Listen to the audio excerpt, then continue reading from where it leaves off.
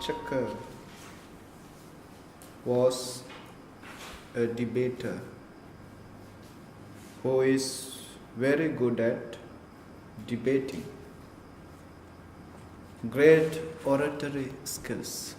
His speech was such, his talk was such, that people thought he is a saint.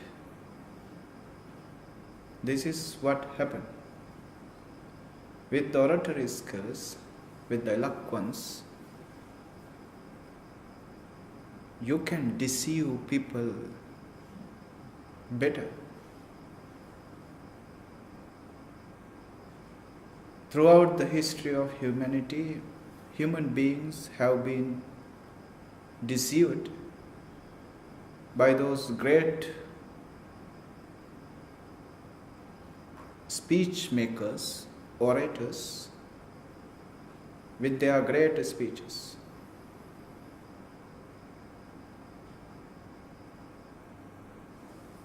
Words are very deceitful.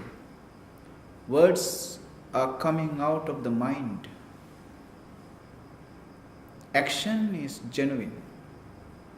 Action comes out of the heart. Look at the action, Buddha says. Yathavati tatahakari. If one says in any way, in any manner, he must be doing in the same manner. Then only his words are genuine. Otherwise, people can say many things. This tongue is very flexible, can twist and turn, can change into any word. Beautiful sugar-coated words can come out of this mouth. But what matters is whether you put those words into action. Only then those actions become trustworthy. Those words become believable. It so happened, this Saccaka,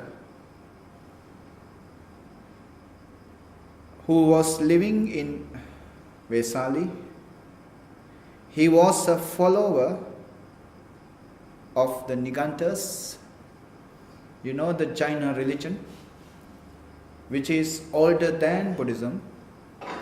Even Buddha followed this teaching of the Jainas in the beginning as a testing whether that teaching is actually providing the Nibbana or not.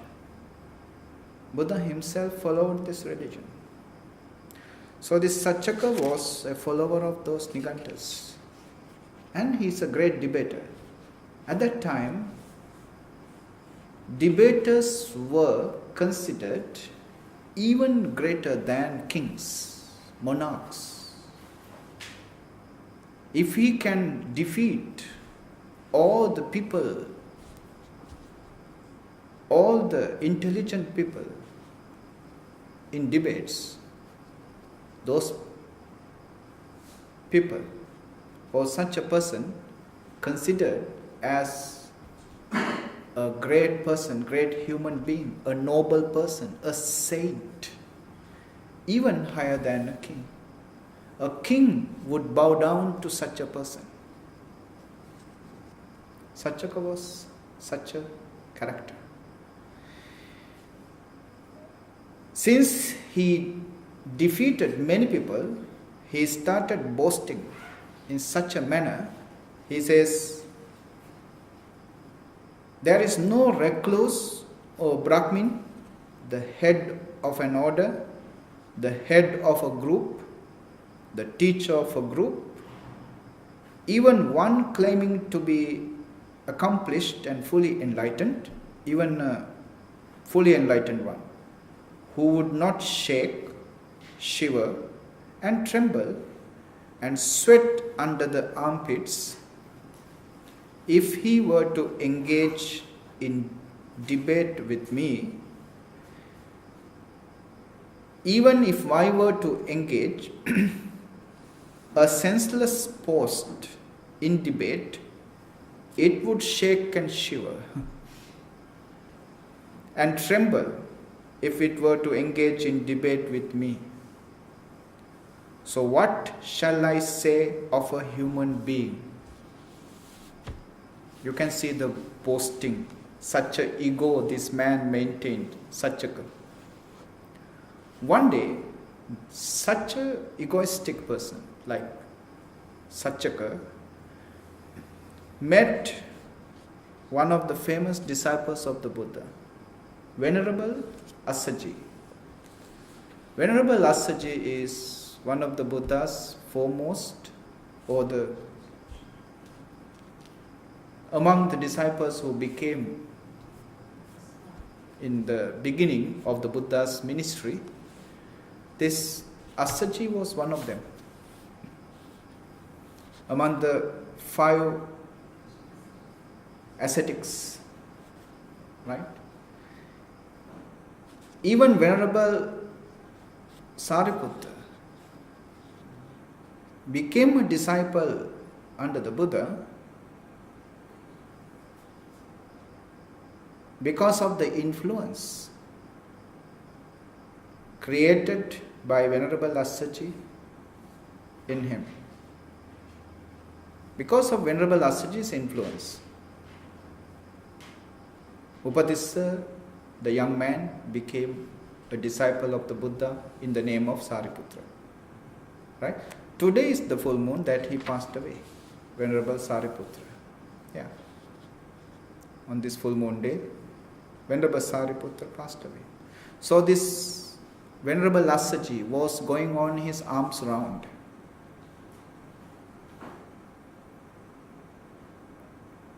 This Saccaka, seeing Venerable Assaji, questioned him like this: Master Assaji, how does the recluse Gautama discipline his disciples? And how is the recluse Gautama's instruction usually presented to his disciples? Now, he is asking a fundamental question, a general as well as basic questions, that how, in general, the Buddha gives the discipline to his disciples.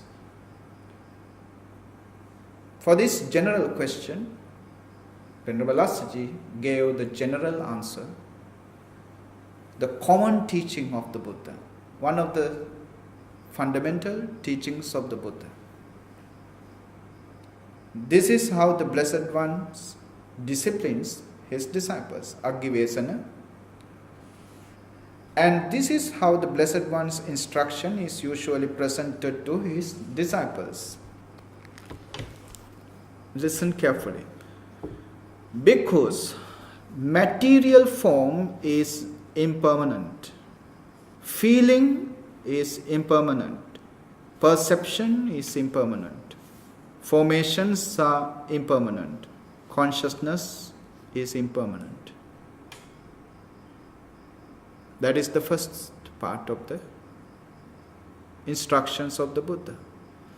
The material form, rupa, feelings, vedana, perception, sanya, and consciousness, vijnana, are impermanent. Who is representing by these 5 factors? Rupa, vedana, sanya, sankara, vijnana. 5 aggregates, separated. Who is being represented by these 5 aggregates? Human. Any being whatsoever is represented by these 5 aggregates. Why these 5 aggregates are being presented other than just saying a human being? It would have been easy to say human being. is impermanent. But without taking a human being as a whole, Buddha separated the being, any living organism, into 5 factors. Rupa, Vedana, Sanya, Sankara, Vijnana. Why? Because in this separation,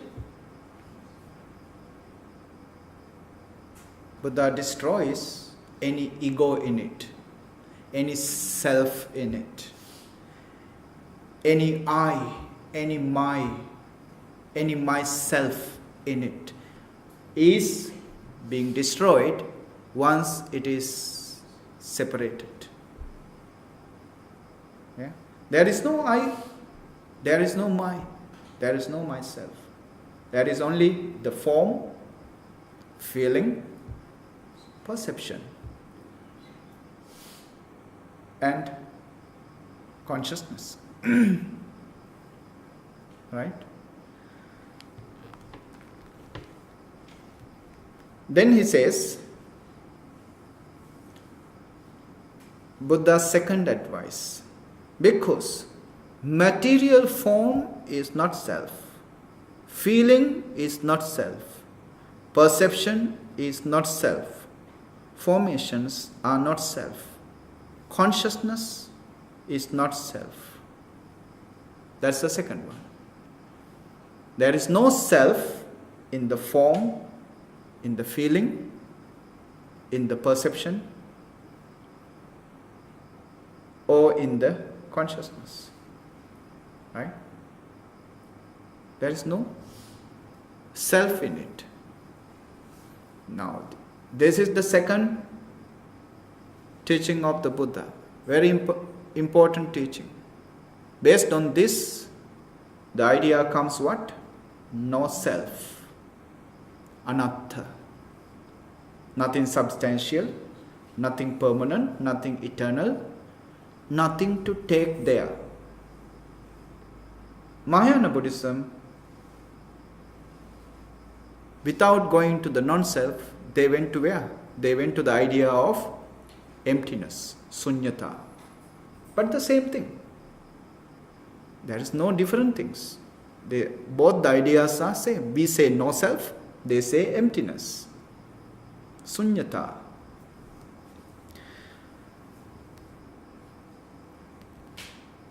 Then comes the third idea. All formations are impermanent. All things are not self. There is no self, and all these formations are impermanent. All things are not self. Now you can see, in the early part of the Buddha's ministry, Buddha's discipline is provided or put into the hearts and lives of the disciples through the Dhamma. No rules, no regulations to discipline them, but only through the Dhamma. Yeah? Either the students who joined the Buddha are self-disciplined, or once you create the awareness, that awareness itself is enough for them to behave properly. Today, the problem is, not only today, in the later part of the Buddha's ministry, the problem was who joined the Buddha are not keen or are not practicing the awareness, the mindfulness. When the people are unaware, people are unmindful, naturally they break rules, naturally they have improper conducts, behaviors. Those people are unruly because they are not aware, they are not mindful. That is why the Lord Buddha had to promulgate number of precepts rules and regulations for his followers. But in the early part of the Buddha's ministry, in his early part of the teachings, we can find he just create the awareness, create the mindfulness on the nature. On the nature. The nature is what? Nature is this human body, though it looks as a whole static, permanent, though it looks there is a self, something to call my is there, though it looks there is something to call myself is there, but when you separate them, there is nothing but these five aggregates. These five aggregates, when they are together, we can call them self, or we can call them a human being. But when you separate them, there is no self, and there is no each and every one of these are impermanent. When you create the awareness within you, you are naturally self-disciplined. Naturally disciplined. Nothing to be attached. There is nothing to be connected. There is nothing to crave. Nothing to attach. Because no self. Everything is impermanent. Nothing to call my or mine. Nothing to call I. Now, Saccaka, who is a follower of the Nigantas, has a different idea of this. He says, if your master is giving the discipline to his followers like this, he is in the wrong view. Your master must be brought to the light. The Buddha, your master, must be corrected. So I will come to see your master. Wrong idea. Yeah, he will get it later for this by the Buddha. Then what Saccaka did was, he did not want to go to see the Buddha alone. He wanted to prove, this man is always looking for reasons to prove himself that he is the best debater in the world. So he summoned 500 lichavis. These lichavis are said to be one of the kingdom which has the socialistic republic, it was kind of a republic. They were ruling the country together. There was no any particular king in this lichavis, in the region of lichavis. They were ruling the country together. So all the lichavis are considered as kings in their country. Yeah. So 500 lichavis got together, and even then this Saccaka was boasting, you will see the way I am tormenting the Gautama. He gives some examples the way he is going to defeat the Buddha. Like a strong man might seize a long-haired ram by the hair and drag him to and drag him fro and drag him round about, so in debate I will drag the recluse Gautama to and drag him fro and drag him round about. Just as a strong brewer's workman might throw a big brewer's sieve into the deep water tank and taking it by the corners, drag it to and fro and drag it round about, so in debate I will drag the recluse Gautama to and fro and drag him round about. This is how he boasts to the Lichavis the way he is going to defeat the Gautama, the Buddha. Yeah. So altogether, with this 500 Lichavis, Saccaka went to see the Buddha, and by that time, after lunch, the Buddha had gone to the nearby forest, which is called the Mahavana, the great forest, great wood. And he has been resting. He was resting under a tree. Now, this is the Buddha's practice or habit pattern. After the lunch, he wants some seclusion. He wants some meditation. Because throughout the day, he is teaching Dhamma, guiding the monks in meditation, in Dhamma discussions, answering the questions. But after the lunch, he needs some rest. Not sleeping, but some rest.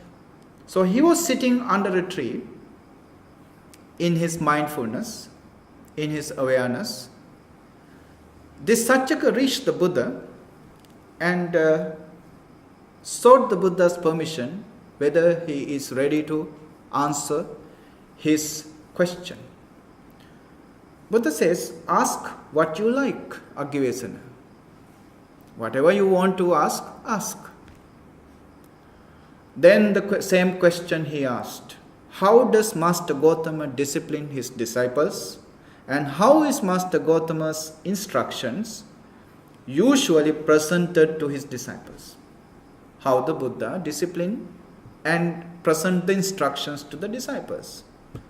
Buddha's answer was just the same. Just like Venerable Assaji's answer. Then this Saccaka says to the Buddha, a simile occurs to me, Master Gautama. Now he is not saying that you are wrong, you are having wrong idea. He is coming on the other way with a simile. He says, just as when seeds and plants, whatever their kind, reach growth, increase and maturation, all do so in dependence upon the earth. That's the truth, right? All the plants and seeds grow up depending upon the earth. Just as when strenuous works, whatever their kind, are done, all are done in dependence upon the earth. This building is built upon the earth, right? Every work, hard work we do on this earth, that is depending upon the earth. So too, Master Gautama, a person has material form as self, and based upon material form, he produces merit or demerit. This body is the cause for merit or demerit. If you don't say this body is not ours or yours, this body is not mine, how can he do merits or demerits? A person has feeling as self. This is our idea also, right? When your leg is in pain, when your backbone is in pain, especially in meditation, can you get rid of the idea that this is not my body, this is not my feeling? No, my backbone is so painful. My knee is so torturing me. It is so painful. My. Naturally, we give that identity, right? Sometimes we don't call it my, but still we feel that it is my. I am being tortured by this pain. How can you say this pain is not mine? So Saccaka says a person has feeling as self, and based upon feeling he produces merit or demerit. Yeah, true. When in your heart, when you feel compassion, You will do some donations to some poor. Yeah? In your heart you must have the feeling. Based upon feeling, you do merit or demerit. A person has perception as self. And based upon perception, he produces merit or demerit. That's also true. Sanya, perception. The way you understand the things. A person has formations, sankhara, as self. And based upon formations, he produces merit or demerit. A person has consciousness as self. That is true, right? Consciousness. We call Atma, soul. Yeah? Majority of the world cannot digest this idea that there is no soul. Yeah? There must be something. There must be something in this body. There must be something behind all these actions and words and thinking. We call it soul. But Buddha didn't use that word at all. Buddha said consciousness. But Buddhists now, consciousness have turned into the soul. They say consciousness is the soul. Right? Because it is something heartbreaking to think that there is nothing within. Yeah? We cannot tolerate or we cannot accept this idea. So Saccaka says a person has consciousness as self, and based upon consciousness he produces merit or demerit. Now this idea of Saccaka, aren't they still existing within us? Yes. Until we are enlightened upon it, these ideas will be existing for us, in us, no matter how much we read and try to understand.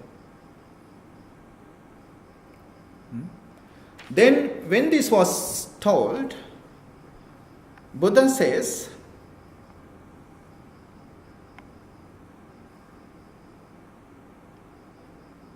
you are saying indirectly to me by saying that the body as self, and based upon the body people do merits. You are indirectly telling me that material form as myself, material form, you know, the rupa, the physical body, myself, feeling is myself, perception is myself, formations are myself, consciousness is myself. This is what you are talking. This is what you are telling me indirectly. Is it? Then Saccaka says, yes, that is what I am saying. Not only me, all these 500. Buddha says, don't drag them here, drag them into this. Yeah? Why you want to strengthen your idea with the help of this 500? Are you following this idea or not? Then Saccaka says, yes, I am having this concept, I am having this idea. Then Buddha tries to explain his argument back to the Saccaka. He also gets a simile. He doesn't come to the point directly. He also gets a simile. Buddha says, you know, there are very powerful kings, like King Kausala, king of the Kausala, King Pasenadi Kausala, or King Ajatasattu. These powerful kings can instruct, can guide, can direct, and also can punish his subjects as he wish. He can do anything as he wish. Right? In the same manner, can you maintain a lordship over your body? Can you maintain a lordship over your body, that my body must be like this? This form must be like this. Now, most of us, if you ask about your face, do you like this face? We don't like. We want a different face. Nobody, even I think the handsomest or the most beautiful woman or the handsomest man in the world, if you ask, Do you like this face, or do you want some changes in your face? Yes. Yeah, this is normal. We don't like what we are given. We want something else. But we can never ever have what we want, because this is what we are given and we have to accept it. If it is mine, my body, it must be following my rules, my regulations, and my wish. Yeah. This body will never follow my rules. Then how can you say this is my body? That is what Buddha's asked question. The same goes to the feelings. Yeah. Now you are sitting comfortably on this chair. How about sitting another 1 hour, 2 hours, 3 hours? What kind of feeling you are experiencing? If you are walking for a few hours and came in and sit down in this cooled, air-conditioned room on this chair, how do you feel? Very nice. But that same feeling, I am feeling very good. My feeling is good. You call it my. But that same my feeling turning into a torturous feeling within few hours. If you continue to sit down, same my feeling turning into a different type. How can you say it is my feeling? Because it is changing. It is changing all the time. How can you say it is yours? In the meditation, this experience you can receive. When the body is painful, you start watching that painful feeling as your painful feeling. But if you come to the third person's observation and observing it as a third person's, as it's something not yours, as if it is happening somebody else's body. If you can watch, by the time you are capable of watching it very clearly, you can find that painful feeling is changing moment to moment into different types of feelings. So Buddha says, can you maintain an authority over these 5 aggregates as those kings maintain their authority over their subjects? Can you do that? When this question was asked, Saccaka didn't answer. He cannot say no, he cannot say yes, because the question is obvious, very practical. Everybody knows this. Right? He cannot say no, then he looks like ignorant in the other's eyes. He cannot say yes, then he is defeated in his own argument. Right? Now he is not answering. Buddha asked first time, didn't answer. Second time, no answer.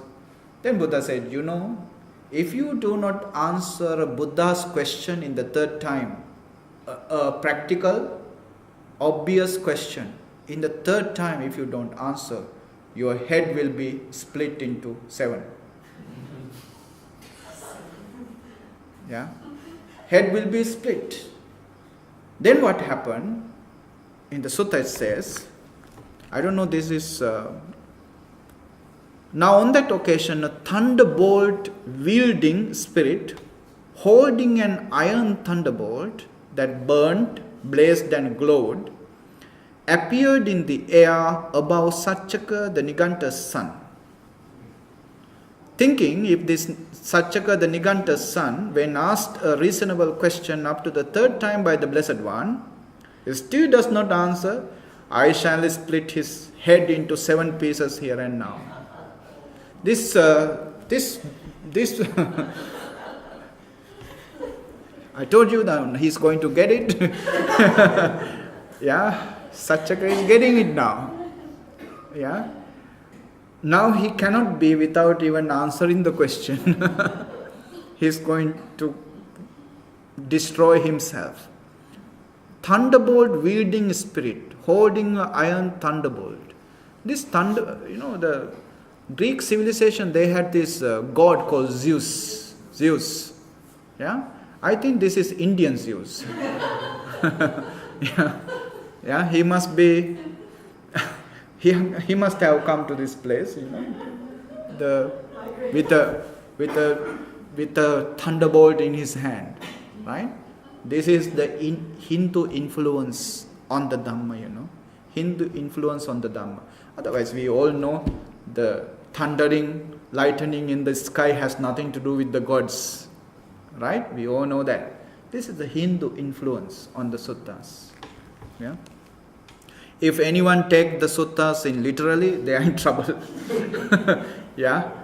So we have to think very clearly these places we have to understand very clearly. So when this spirit appeared, this spirit was seen by only the Buddha and this Saccaka. Others did not see this. Then Saccaka was so afraid, then he said, "Please ask me again, I will answer." Then Buddha says, when Buddha asked the question again, Saccaka says,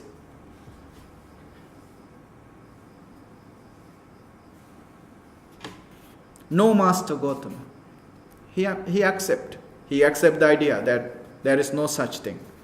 Buddha says, "Pay attention, Aggivesanā. Pay attention how you reply. What you said afterwards does not agree with what you said before. Nor does what you said before agree with what you said afterwards." How can you agree? By like a thunderbolt there waiting for you. Yeah. So this suttas, spirit is being destroyed by this unnecessary additional inclusion. They have included this thunderbolt wielding spirit, and they have that idea is destroying the value of the sutta actually. Yeah? Shouldn't have done that, right? Then as if this Aggivesanā, this Saccaka is accepting the Buddha's idea not because he agreed, but because of the fear. Yeah? It is not giving the value that the Buddha deserved in explaining the Dhamma in the proper manner. Right? Why need the spirit? It is so very obvious. Saccaka has no option either to say yes or no, but in the both manner he is defeated if he say yes or no, right?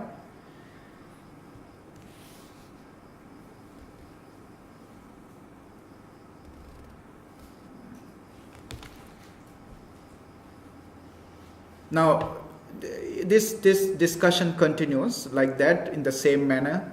Buddha is asking the same question again. Do you exercise any power over the feeling, as to say, let my feeling be thus, let my feeling not be thus?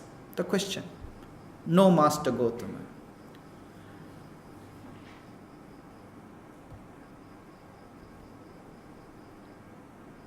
What do you think, Aggivesanā? When you say thus, perception is myself, do you exercise any power over the perception, as to say, let my perception be thus, let my perception not be thus?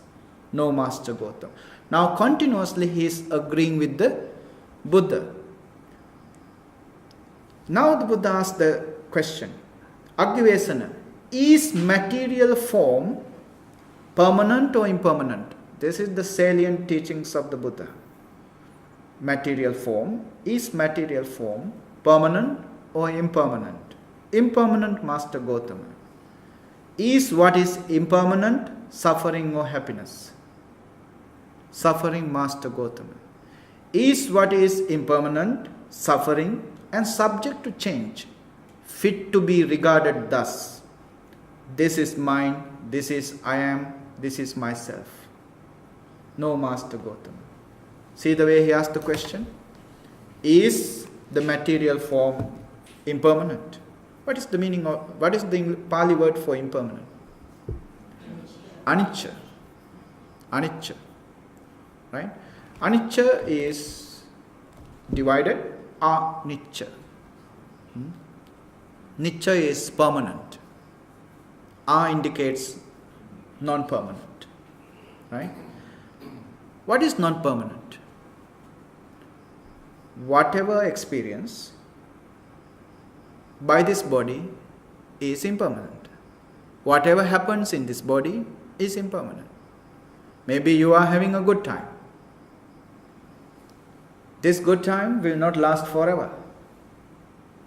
Comfortable, happy, blissful time will not last forever. But your desire is for that to last forever. But whatever happens in this body, physical body, is not lasting even for 2 consecutive moments. It is evanescent. It is changing. But we do not like this changing nature. In that sense, the body is always disappointing us. How it is disappointing us? It is disappointing in the sense that it do not fulfill our wish. Ichcha is the wish, aspiration. Our wish is to experience enjoyments to be forever. Our wish is to have the bliss, have the joy forever. But it won't be forever. It is always changing to the opposite side. The pendulum will always move to the other side. Happiness will turn into the suffering, into the unhappiness in no time. It is always disappointing us. In that sense, that disappointment creates the suffering. Whatever disappointing us always creates the suffering in us. It is not just impermanent. It is disappointing us. It is disappointing our expectations, our aspirations. Hence it is suffering. Buddha says, whatever impermanent is suffering or happiness. Suffering. If it is impermanent, if it is disappointing you, if it is suffering, can you say this is mine, this is I, this is myself? These are the 3 things that we point towards us. If somebody asks to point you, you point towards the body. This body. Yeah. This body contains other matters. Feeling. You feel, then you think, you know that you are living. If you don't feel, can you know that you are living or not? You don't know whether you are living or not. You are a dead body or not. Yeah. Whatever we feel, we perceive as we want to perceive. Sometimes a very bad feeling we may perceive in the good manner. Right? As we feel, we perceive it. We try to understand it. As we understand, we react to it. That is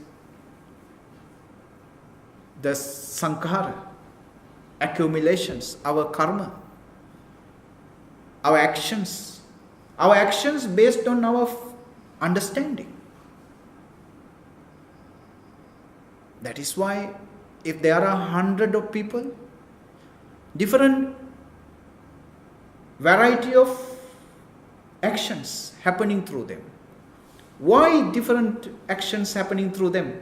Because of the different understanding. We are living in a one globe, living in a singular, particular globe. A world is there around us. But actually, in the actual sense, we have our own different worlds. If there is 1 billion people in the world, there are 1 billion worlds in the world, in this world. Because We understand the world in billion different manners. None of us will understand the world in one singular manner with one another, with another person. That's why Buddha says what? Human beings are like what? Nānatta kāya, different physical bodies. Nānatta saññā, different understandings, different perceptions. This is the variety among the humans. We are different to each other in physical bodies. We are much more different to each other in understanding.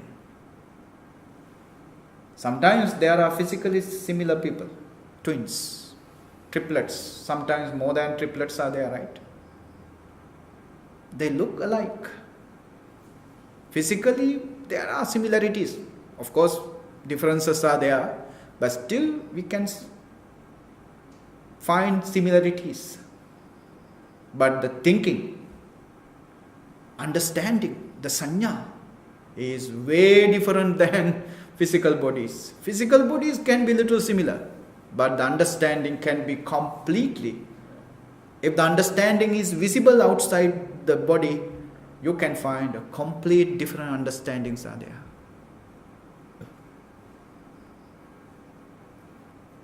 That's why, if there is a billion human population on this earth, there are billion worlds they have created around them. Through their understanding, through their different understanding. So the understanding, my understanding, we say, right? You can see saññā, you create my understanding. We create ego around my understanding. We create ego around my belief. Ego around saññā, perception. Yeah? If my understanding is different to another, I feel hurt, I feel disturbed, and I want to fight with them because they are bearing a different understanding. We never think that this is another human being. His way of looking at the world is different, and he is, in every manner, has the right to bear a different understanding. If we respect their understanding, there is no conflict.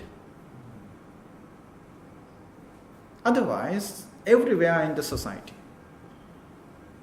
from the miniature family circles to the larger societies, these conflicts, fighting with each other, happens because we do not respect, we do not accept their different understandings.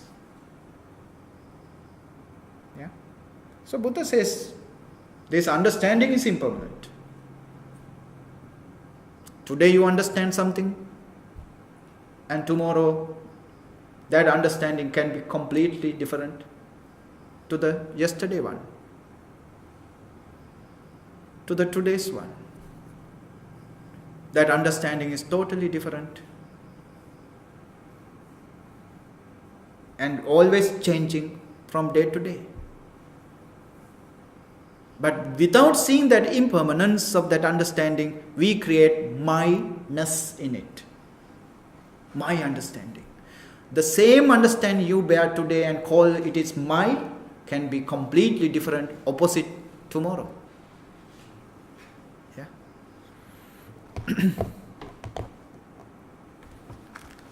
So Buddha says all these five aggregates, form, feeling, perception, accumulations, and the consciousness, right? Rupa, Vedana, Saññā, Saṅkhāra, Viññāna. All these are impermanent. It is always changing, and it is unfulfilling you. It is disappointing you. Hence, it is suffering. Since these two natures, which is not in terms with you, which is against you. It is there. These two natural forces are there in everything, in these five aggregates. Since then, can you say I? Can you say my or myself? Yeah. This Saccaka is surrendering to every question easily. He says, no, Master Gautama, cannot say that. Then Buddha says, what do you think, Agivesana? One who adheres to suffering, resorts to suffering, holds to suffering, and regards what is suffering thus. This is mine, this is I am, this is myself. Isn't it what we are doing? We are holding on to the suffering and say this is mine. Yeah? The body, the feelings, the perception, and the sankharas, accumulations, and the consciousness. These are, when you are hold on to, these aggregates create nothing but suffering. Buddha says ultimately people hold on to the suffering actually. When they are holding on to these five aggregates, they are holding on to the suffering and they say this suffering is mine, this suffering is I, this suffering is myself. When they say like this, could one ever fully understand suffering? Oneself or abide with suffering utterly destroyed. When you claim the suffering, when you create ownership on the suffering, can one ever understand the suffering as it is? And can one live away from suffering? Or can one destroy the suffering completely? How could one Master Gautama know Master Gautama?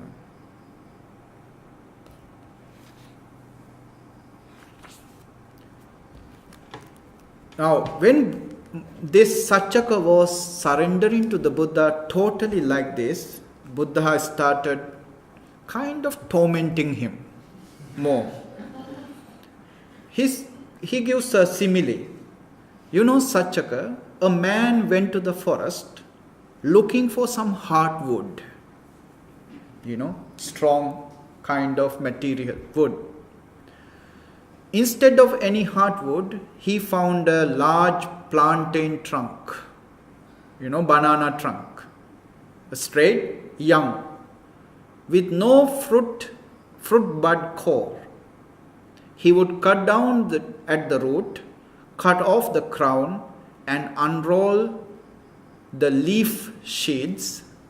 But as he went on unrolling the leaf sheaths, he would never come even to any sapwood, let alone hardwood. So too, Agivesana, when you are pressed, questioned and cross-questioned by me about your own assertion, now he came with that assertion, right? You turn out to be empty, vacant and mistaken. You became like this banana tree. No hardwood, not only just hardwood, not even a sapwood is there. You are just like a banana tree. Yeah, this is tormenting. But then when it was said, he's keeping quiet, head drooping, keeping quiet. Then Buddha continues his tormentation. He says, in the Vesali, you are famously said that whenever you argue with anyone, they will be sweating, they will be destroyed, they will be shaken. Even a post, a lamp post, a trunk of a tree. If I argue with the tree, that trunk of a tree, that trunk will get shaken. You claimed such a thing. Now what is happening? Can you see any sweat in me? But you are sweating in your brows and you are drenching your clothes with the sweat. Can you see any sweat on me? Yeah, still tormenting the Saccaka. Then there was one young man called Dhammuka. He stood up. He said, Bhagavan, Blessed One, can I give a simile for this occasion? Buddha says, okay, you can do it. Explain how it occurs to you, Dhammuka. Then this young man says, Venerable Sir, not far away from a village or town, there was a pond with a crab in it. A party of boys or girls went out from town or village to the pond, went into the water and pulled the crab out of water and put it on dry land. Whenever the crab extended a leg, they cut it off, broke it and smashed it with sticks and stones, so that the crab with all its legs cut off, broken and smashed, would be unable to get back to the pond as before. Yeah. Now this is simile. So too, all Saccaka, the Niganta's son, his arguments are being cut off, broken and smashed by the Blessed One, and now he cannot get near the Blessed One again for the purpose of debate. The comparison, the simile. Yeah. Yeah, it is torturing this Saccaka again and again. Then Buddha says, Then Saccaka asks another question. Yeah. What way is a disciple of the Master Gautama? One who carries out his instruction, who responds to his advice, who has crossed beyond doubt, become free from perplexity, gained intrepidity, and become independent of others in the teacher's dispensation. The question in short is how your disciples overcome the doubt and get the strong saddha, confidence in your teachings. Buddha answers the question, here Aggyavesana, any kind of material form, whatever, past, future or present, internal or external, gross or subtle, inferior or superior, far or near. A disciple of mine sees a material form as it actually with proper wisdom. Thus, this is not mine, this is I am not, this is not myself. Likewise, any kind of feeling, formation, and perception, formation and consciousness. Any kind of form, feeling, perception, formation and consciousness. Any kind of these aggregates, right? Past, future, present, internal, external, gross, subtle, inferior, superior, far, near. Any kind of these five aggregates, my disciples think what? This is not mine, this is I am not, this is not myself. He sees these aggregates with proper wisdom and see them as they actually are. Such disciples who follow my advice will cross beyond the doubt, become free from perplexity, gain intrepidity, and become independent of others in the teacher's dispensation. Do you understand what I'm saying?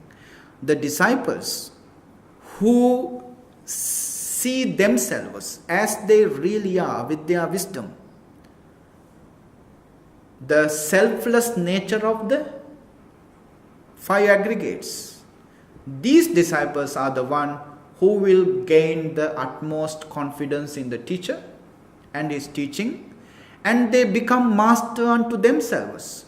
You see, completely liberated, become independent of others, become independent.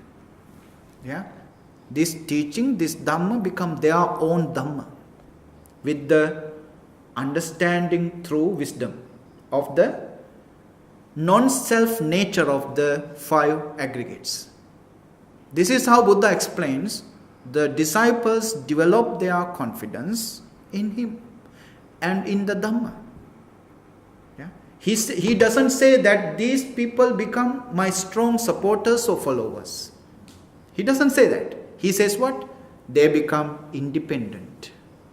They will not follow anyone after that. They are truth unto themselves. Yeah?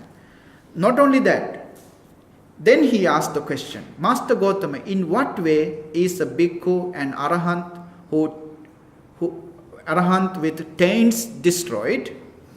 One who has lived the holy life, done what had to be done, laid down the burden, reached his own goal, destroyed the fetters of being, and completely liberated through final knowledge. Then how those independent disciples who develop that utmost confidence in you become arahants? This is the question. Then Buddha says, again, any kind of material form, whatever, whether past, future, present, internal, external, gross, subtle, inferior, superior, far, near, a bhikkhu has seen all material form as it actually is with proper wisdom. This is not mine, this is I am not, this is not myself. And through not clinging, he is liberated. Through not clinging to that material form, he is liberated. It's very short and very clear. Because he sees the nature of the material form, of the feeling, of the perception, of the accumulation, formation, and of the consciousness. Since he saw clearly with the wisdom the non-self, impermanent, suffering, and non-self nature of these five aggregates, he do not cling on to them. He is not attached to them. Through that non-clinging process, he is liberated. Very clear, very simple. Yeah?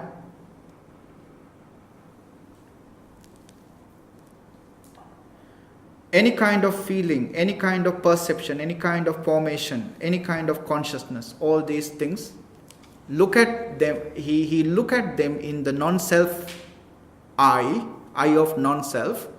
Then with that, he do not create attachments. With this non-attachment or non-clinging, he is liberated. Yeah?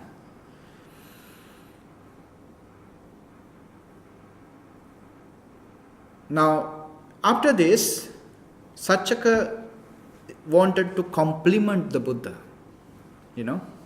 He says, a man might attack a mad elephant and find safety. Yet he could not attack Master Gotama and find safety. A man might attack a blazing mass of fire and find safety. Yet he could not attack Master Gotama and find safety. A man might attack a terrible poisonous snake and find safety. Yet he could not attack Master Gotama and find safety. Yeah? We were bold and impudent in thinking we could attack Master Gotama in debate. Now he admits his mistake. Yeah? He thought that he could fight, he could attack the Buddha with his words. After that, he invited the Buddha for a dana, for a lunch dana, alms giving next day. And Buddha accepted the invitation silently. And when he understood that the Buddha accepted the invitation, he looked back. There were 500 Lichavis. He says, "Hear me, Lichavis, the recluse Gautama, together with the Sangha of good bhikkhus, has been invited by me for tomorrow's meal. You may bring me whatever you think would be suitable for him. I will offering dana, you bring the food." I'll be offering. You bring the food. These are the debaters' ideas. Okay, sadhu. Yeah.